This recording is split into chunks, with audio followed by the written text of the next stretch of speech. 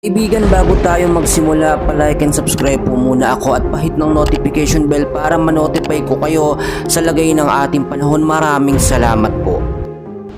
Maligayang pagbalik mga kababayan, magandang hapon po. Meron tayong update sa lagay ng ating panahon. Ngayon po ay patuloy tayo nakakaranas ng malakas at malawakang pag-ulan, lalo na po sa ilang bahagi po ng Luzon at ng Visayas area. Paglilinaw lamang mga kaibigan, wala po tayong bagyo na minomonitor ngayon sa loob ng ating bansa. Pero may mga low pressure area at mga cloud cluster na nasa labas ng ating Philippine Area of Responsibility.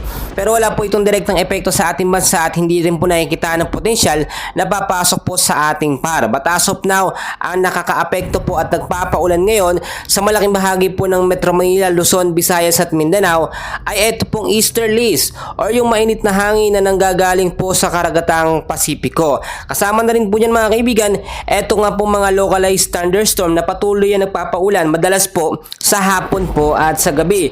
So makinig po tayong mabuti mga kaibigan. Unahin ko na sa Metro Manila. Narito po yung mga lugar na apektado ngayon ng pag-ulan ng localized thunderstorm kasama na rin dyan ang easterlies.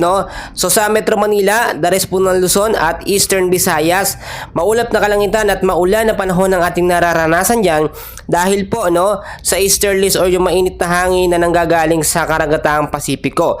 So asahan natin pagdating sa gabi mga kaibigan, may mga mahina hanggang sa posibleng malakas na pag-ulan ang ating posibleng maranasan. So pinag-iingat na lamang po tayo sa banta ng pagbabaha.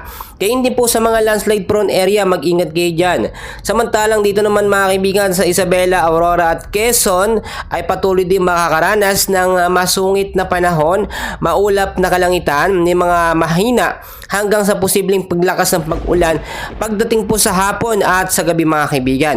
Dahil pa rin po yan sa banta nitong easterlies at ng mga localized thunderstorm. Ang localized thunderstorm mga kaibigan tulad ngayon na nararanasan na pag-ulan sa ilang bahagi ng Metro Manila, Luzon at Visayas at ito'y tumatagal mga kaibigan ng pinakamatagal na po 3 oras hanggang 4 na oras. At ang the worst na mangyari dyan minsan ay umaabot hanggang sa gabi. Paglilinaw, hindi yan dahil sa bagyo mga kaibigan, hindi lamang po kasi bagyo ang nagbibigay ng pag-uulan sa ating bansa. Maraming factor po yan. So ilang bahagi naman ng ating bansa na aking hindi nabanggit ay patuloy din po makakaranas ng maulap at maulan na panahon dahil din po sa mga localized thunderstorm at banta nga po nitong easterlies. Papasok na rin po kasi ang amihan season, kaya naman po nagkakaroon yan ng connection dito nga po sa easterlies. Kasama na rin dyan yung shear line kasi pag pumasok yung malamig at mainit na hangin, pagka nag-combine po yan, yan po yung nagiging shear line mga kaibigan. Yan ang epekto niyan, yung malawakang pag-uulan sa ilang bahagi ng ating bansa. At dahil amihan season mga kaibigan, hindi naman nakakapag-ngamba dahil bibihirang bagyo naman ang papasok sa ating bansa.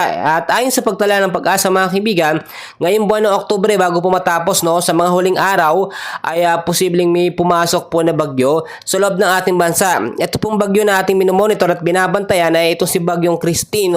At dahil amihan season, may tsansa ito ng malakas, may tsansa na mahina. Pero sa porsyento, mas malamang po yung malakas kumpara sa habagat season which is maraming bagyo pero may hina lamang. So yan po ang update natin sa lagay ng ating panahon. And please, palike and subscribe po and pahit ng notification bell para ma-notify po kayo sa ating mga susunod na latest and weather update. Maraming salamat sa inyong lahat mga kaibigan.